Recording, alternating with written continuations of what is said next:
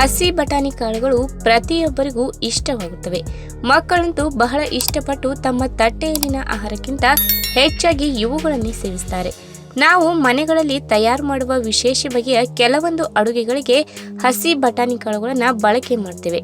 ಚಪಾತಿ ಜೊತೆ ಸಾಗು ಮಾಡಲು, ಮಟರ್ ಪನ್ನೀರ್ ಮಾಡಲು, ಮಟರ್ ಪರೋಟ, ಪಲಾವ್ ಎಲ್ಲದಕ್ಕೂ ಬಟಾಣಿ ಇದ್ದರೇನೆ ರುಚಿ ಸಿಗುವುದು. ಮ್ಯಾಂಗನೀಸ್, ವಿಟಮಿನ್ ಸಿ ಮತ್ತು ವಿಟಮಿನ್ ಕೆಗಳ ಒಳ್ಳೆಯತನದಿಂದ ಸಮೃದ್ಧವಾದ ಹಸಿರು ಬಟಾಣಿಗಳು ಯಾವುದೇ ಆರೋಗ್ಯಕರ ಆಹಾರಕ್ಕೆ ಅತ್ಯುತ್ತಮ ಸೇರ್ಪಡೆಯಾಗಿ ಎದ್ದು ಕಾಣುತ್ತವೆ. ಇನ್ನು ಬಟಾಣಿ ಕಾಳುಗಳನ್ನು ಅದರ ಸಿಪ್ಪೆಯಿಂದ ತೆಗೆದು ಹಸಿ ಮತ್ತು ತಾಜಾವಾಗಿ ತಿಂದರೆ ಅದು ಅತ್ಯುತ್ತಮವಾಗಿರುವುದು. ಇದರಿಂದ ನಿಮಗೆ ಹಲವಾರು ರೀತಿಯ ಆರೋಗ್ಯ ಲಾಭಗಳನ್ನು ಉಂಟು ಮಾಡುವುದು. ಇದರ ಹೊರತಾಗಿ ಇದರಲ್ಲಿ ವಿಟಮಿನ್ಗಳು, ಖನಿಜಾಂಶಗಳು, ಆಂಟಿ ಆಕ್ಸಿಡೆಂಟ್ಗಳು ಮಾತ್ರವಲ್ಲದೆ ಬಟಾಣಿ ಕಾಳಿನಲ್ಲಿ ಪ್ರೋಟೀನ್ ಮತ್ತು ನಾರಿನಾಂಶವಿದೆ. ಇದು ದೇಹಕ್ಕೆ ಅಮೂಲ್ಯವಾದ ಪೋಷಕಾಂಶಗಳನ್ನು ನೀಡುವುದು. ಆದರೆ ಬಟಾಣಿ ಸೇವನೆಯಿಂದ ಹಲವು ಅಡ್ಡ ಪರಿಣಾಮಗಳು ಕೂಡ ಉಂಟಾಗಲಿವೆ. ಹಾಗಾದ್ರೆ ಅವುಗಳು ಯಾವುವು ಎಂಬುದನ್ನ ಇವತ್ತಿನ ವಿಡಿಯೋ ಮುಖಾಂತರ ತಿಳಿದುಕೊಳ್ಳೋಣ. ಅದಕ್ಕಿಂತ ಮುಂಚೆ ನೀವಿನ್ನು ನನ್ನ ಚಾನಲ್ಗೆ ಸಬ್ಸ್ಕ್ರೈಬ್ ಆಗಿಲ್ಲ ಅಂದ್ರೆ ಪ್ಲೀಸ್ ಸಬ್ಸ್ಕ್ರೈಬ್ ಮಾಡ್ಕೊಳ್ಳಿ, ಹಾಗೆ ಪಕ್ಕದಲ್ಲೇ ಇರುವಂತಹ ಬೆಲ್ ಐಕಾನ್ ಕ್ಲಿಕ್ ಮಾಡಿ. ಹಸಿ ಬಟಾಣಿ ಕಾಳುಗಳಲ್ಲಿ ಕಡಿಮೆ ಪ್ರಮಾಣದ ಕೊಬ್ಬಿನ ಅಂಶ ಮತ್ತು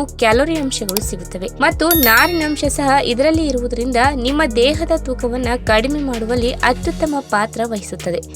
ನಾರಿನ ಅಂಶ ಸಿಗುವುದರಿಂದ ಹೊಟ್ಟೆ ತುಂಬಿದ ಅನುಭವ ಉಂಟು ಮಾಡಿ ಬೇರೆ ಬಗೆಯ ಅನಾರೋಗ್ಯಕರ ಆಹಾರಗಳನ್ನು ಸೇವನೆ ಮಾಡದಂತೆ ತಡೆಯುತ್ತದೆ. ಆದರೆ ಇದನ್ನು ಹೊರತುಪಡಿಸಿ ಬಟಾಣಿ ಸೇವನೆ ಆರೋಗ್ಯಕ್ಕೆ ಹಲವು ತೊಂದರೆ ಮಾಡುತ್ತದೆ. ಬಟಾಣಿಯಲ್ಲಿ ಕಂಡುಬರುವ ವಿಟಮಿನ್ ಕೆ ದೇಹದಲ್ಲಿ ಕ್ಯಾನ್ಸರ್ ಕೋಶಗಳು ಬೆಳೆಯದಂತೆ ತಡೆಯುತ್ತದೆ. ಆದರೆ ಹೆಚ್ಚಿನ ಪ್ರಮಾಣದಲ್ಲಿ ಬಟಾಣಿಗಳನ್ನು ಸೇವಿಸಬೇಡಿ. ಹೆಚ್ಚಿನ ಪ್ರಮಾಣದ ಹಸಿರು ಬಟಾಣಿ ದೇಹದಲ್ಲಿ ವಿಟಮಿನ್ ಕೆ ಮಟ್ಟವನ್ನು ಹೆಚ್ಚಿಸುತ್ತದೆ. ಇದು ರಕ್ತವನ್ನು ತೆಳುಗೊಳಿಸುತ್ತದೆ ಮತ್ತು ಪ್ಲೇಟ್ಲೆಟ್ ಸಂಖ್ಯೆಯನ್ನು ಕಡಿಮೆ ಮಾಡುತ್ತದೆ. ಈ ಕಾರಣದಿಂದಾಗಿ ಗಾಯವು ಗುಣವಾಗಲು ಹೆಚ್ಚು ಸಮಯ ತೆಗೆದುಕೊಳ್ಳುತ್ತದೆ. ಹೊಟ್ಟೆಗೆ ಸಂಬಂಧಿಸಿದ ಸಮಸ್ಯೆಗಳಿದ್ದರೂ ಬಟಾಣಿ ಸೇವನೆಯಿಂದ ಹಾನಿಯಾಗುತ್ತದೆ. ಇನ್ನು ಯಾವಾಗ ಮೊಣಕಾಲು ನೋವು ಮತ್ತು ಮೂಳೆ ಸಮಸ್ಯೆ ಕಾಣಿಸಿಕೊಳ್ಳುತ್ತದೆಯೋ ಅಂತಹ ಸಮಯದಲ್ಲಿ ಕ್ಯಾಲ್ಸಿಯಂ, ಮೆಗ್ನೀಷಿಯಂ ಮತ್ತು ವಿಟಮಿನ್ ಡಿ ಇರುವ ಆಹಾರ ಪದಾರ್ಥಗಳನ್ನು ಸೇವಿಸಬೇಕು. ಆದರೆ ಬಟಾಣಿಯನ್ನ ಅತಿಯಾದ ಪ್ರಮಾಣದಲ್ಲಿ ಸೇವಿಸುವುದರಿಂದ ಕ್ಯಾಲ್ಸಿಯಂ ಮಟ್ಟವು ಕಡಿಮೆಯಾಗಲು ಪ್ರಾರಂಭಿಸುತ್ತದೆ ಮತ್ತು ಯೂರಿಕ್ ಆಮ್ಲವು ಹೆಚ್ಚಾಗಲು ಪ್ರಾರಂಭಿಸುತ್ತದೆ.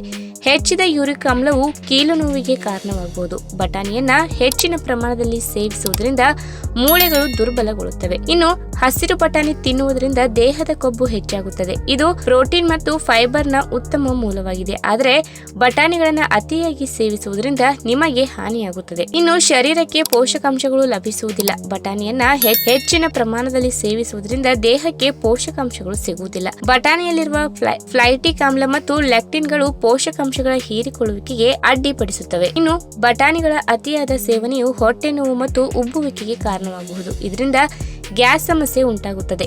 ಬಟಾಣಿ ಬಹಳಷ್ಟು ಕಾರ್ಬೋಹೈಡ್ರೇಟ್ಗಳನ್ನು ಹೊಂದಿರುತ್ತದೆ. ದೊಡ್ಡ ಪ್ರಮಾಣದಲ್ಲಿ ಬಟಾಣಿ ತಿನ್ನುವುದರಿಂದ ಅದು ಸುಲಭವಾಗಿ ಜೀರ್ಣವಾಗುವುದಿಲ್ಲ ಮತ್ತು ಬಟಾಣಿಯಲ್ಲಿರುವ ಲ್ಯಾಕ್ಟಿನ್ ಹೊಟ್ಟೆಯಲ್ಲಿ ಉರಿಯೂತವನ್ನು ಹೆಚ್ಚಿಸಲು ಕೆಲಸ ಮಾಡುತ್ತದೆ.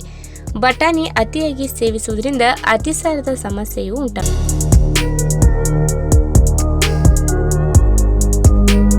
ಯಾವುದಾದರೂ ತರಕಾರಿಯಲ್ಲಿ ಸಮೃದ್ಧವಾಗಿ ದೇಹಕ್ಕೆ ಅಗತ್ಯವಾಗಿ ಬೇಕಾದಷ್ಟು ಆಂಟಿ ಆಕ್ಸಿಡೆಂಟ್ ಅಂಶಗಳು ಮತ್ತು ವಿಟಮಿನ್ ಅಂಶಗಳು, ಖನಿಜಾಂಶಗಳು ಇರುತ್ತವೆ ಎಂದರೆ ಅದು ಬೀಟ್ರೂಟ್ ಎಂದು ನೇರವಾಗಿ ಹೇಳಬಹುದು. ಇದರಿಂದ ಸಲಾಡ್ ಮತ್ತು ಜ್ಯೂಸ್ ತಯಾರು ಮಾಡಿ ಸೇವನೆ ಮಾಡಿದರೆ ಬಹಳಷ್ಟು ಆರೋಗ್ಯ ಪ್ರಯೋಜನಗಳು ಮತ್ತು ಇನ್ನು ಅನೇಕ ತರಹದ ಲಾಭಗಳು ಸಿಗುತ್ತವೆ. ನಾರಿನ ಅಂಶ ಇಲ್ಲದೆ ಇದ್ದರೂ ಕೂಡ ದೇಹದ ಜೀರ್ಣಶಕ್ತಿಯನ್ನ ಅತ್ಯುತ್ತಮವಾಗಿಸುವ ಅದ್ಭುತ ತರಕಾರಿ ಎಂದರೆ ಅದು ಬೀಟ್ರೂಟ್. ಬೀಟ್ರೂಟ್ ಜ್ಯೂಸ್ ಸೇವನೆ ಮಾಡುವುದರಿಂದ ಸಿಗುವಂತಹ ಆರೋಗ್ಯದ ಲಾಭಗಳ ಬಗ್ಗೆ ಇವತ್ತಿನ ವಿಡಿಯೋ ಮುಖಾಂತರ ತಿಳಿದುಕೊಳ್ಳೋಣ. ಅದಕ್ಕಿಂತ ಮುಂಚೆ ನೀವಿನ್ನು ನನ್ನ ಚಾನಲ್ಗೆ ಸಬ್ಸ್ಕ್ರೈಬ್ ಆಗಿಲ್ಲ ಅಂದ್ರೆ ಪ್ಲೀಸ್ ಸಬ್ಸ್ಕ್ರೈಬ್ ಮಾಡ್ಕೊಳ್ಳಿ, ಹಾಗೆ ಪಕ್ಕದಲ್ಲೇ ಇರುವಂತಹ ಬೆಲ್ ಐಕಾನ್ ಕ್ಲಿಕ್ ಮಾಡಿ. ಅನಿಮಿಯಾ ಸಮಸ್ಯೆಯಿಂದ ಬಳಲುತ್ತಿರುವ ಜನರಲ್ಲಿ ಬೀಟ್ರೂಟ್ ಕಬ್ಬಿಣದ ಅಂಶವನ್ನ ಒದಗಿಸುತ್ತದೆ ಎಂದು ಹೇಳ್ತಾರೆ. ಹೀಗಾಗಿ ನಿಯಮಿತವಾಗಿ 20 ದಿನಗಳ ಕಾಲ ಪ್ರತಿದಿನ ಬೀಟ್ರೂಟ್ ಜ್ಯೂಸ್ ಕುಡಿಯುವುದರಿಂದ ತುಂಬಾ ಆರೋಗ್ಯದ ಲಾಭಗಳು ಸಿಗುತ್ತವೆ. ಇದರಲ್ಲಿ ಹಿಮೋಗ್ಲೋಬಿನ್ ಅಂಶದ ಪ್ರಮಾಣ ಹೆಚ್ಚಾಗಿದ್ದು ಕೆಂಪು ರಕ್ತ ಕಣಗಳು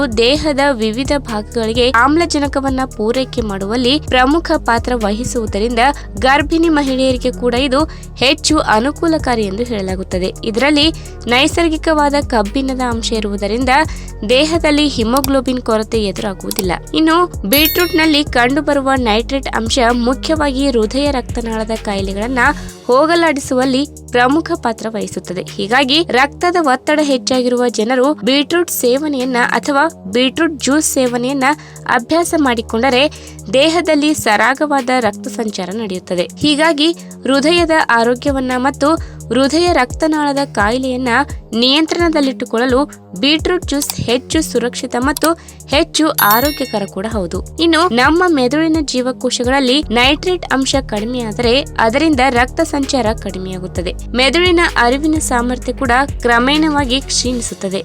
ಹೀಗಾಗಿ ಬೀಟ್ರೂಟ್ ಜ್ಯೂಸ್ ಸೇವನೆಯಿಂದ ಅತ್ಯಧಿಕ ಲಾಭಗಳನ್ನ ಈ ವಿಚಾರಗಳಲ್ಲಿ ನಿಮ್ಮದಾಗಿಸಿಕೊಳ್ಳಬಹುದು. ಇನ್ನು ಇತ್ತೀಚಿನ ದಿನಗಳಲ್ಲಿ ನಮ್ಮ ಮಧ್ಯೆ ಸಕ್ಕರೆ ಕಾಯಿಲೆ ಹೊಂದಿದ ರೋಗಿಗಳು ಸಾಕಷ್ಟು ಮಂದಿ ಇದ್ದಾರೆ. ಆದರೆ ದೇಹದಲ್ಲಿ ಇನ್ಸುಲಿನ್ ಕಾರ್ಯ ಚಟುವಟಿಕೆಯನ್ನ ಉತ್ತಮಪಡಿಸಿ ರಕ್ತದಲ್ಲಿನ ಸಕ್ಕರೆ ಪ್ರಮಾಣವನ್ನ ನಿಯಂತ್ರಣಕ್ಕೆ ತರುವಲ್ಲಿ ಬೀಟ್ರೂಟ್ ಪ್ರಮುಖ ಪಾತ್ರ ವಹಿಸುತ್ತದೆ. ಇದಕ್ಕೆ ಕಾರಣ ಬೀಟ್ರೂಟ್ ನಲ್ಲಿ ಕಂಡುಬರುವ ಸಕ್ಕರೆ ಅಂಶವನ್ನ ನಿಯಂತ್ರಣ ಮಾಡುವ ಗುಣಲಕ್ಷಣಗಳು. ಇದು ದೇಹದಲ್ಲಿ ಇನ್ಸುಲಿನ್ ಸೂಕ್ಷ್ಮತೆಯನ್ನ ಹೆಚ್ಚಿಸಿ ಆಕ್ಸಿಡೇಟಿವ್ ಒತ್ತಡವನ್ನ ತಡೆಯುತ್ತದೆ. ಮಧುಮೇಹ ಇರುವಂತಹ ರೋಗಿಗಳಿಗೆ ಬೀಟ್ರೂಟ್ ಒಂದು ವರದಾನ ಎಂದು ಹೇಳಬಹುದು. ಇನ್ನು ಬೀಟ್ರೂಟ್ ನಲ್ಲಿ ವಿಷಕಾರಿ ಅಂಶಗಳನ್ನ ನಿಯಂತ್ರಣ ಮಾಡುವ ಗುಣಗಳ ಪ್ರಮಾಣ ಹೆಚ್ಚಾಗಿದೆ. ಹೀಗಾಗಿ ದೇಹದ ವಿವಿಧ ಭಾಗಗಳಲ್ಲಿ ಹಾಗೂ ಅಂಗಾಂಶಗಳಲ್ಲಿ ಸೇರಿಕೊಂಡಿರುವ ವಿಷಕಾರಿ ಅಂಶಗಳನ್ನ ಇದು ದೂರ ಮಾಡುತ್ತದೆ ಮತ್ತು ದೇಹದ ಯಾವುದೇ ಭಾಗದಲ್ಲಿ ಕಂಡುಬರುವ ಗಂಟುಗಳನ್ನ ನಿಯಂತ್ರಣ ಮಾಡುತ್ತದೆ. ಹೀಗಾಗಿ ಕ್ಯಾನ್ಸರ್ ನಿವಾರಕ ಎಂಬ ಹೆಸರು ಕೂಡ ಬೀಟ್ರೂಟ್ಗೆ ಇದೆ. ಈ ವಿಡಿಯೋ ನಿಮಗೆ ಇಷ್ಟವಾದಲ್ಲಿ ತಪ್ಪದೇ ಲೈಕ್ ಮಾಡಿ, ಶೇರ್ ಮಾಡಿ, ಹಾಗೆ ನಿಮ್ಮ ಅನಿಸಿಕೆನ ಕಮೆಂಟ್ ಮೂಲಕ ತಿಳಿಸಿ.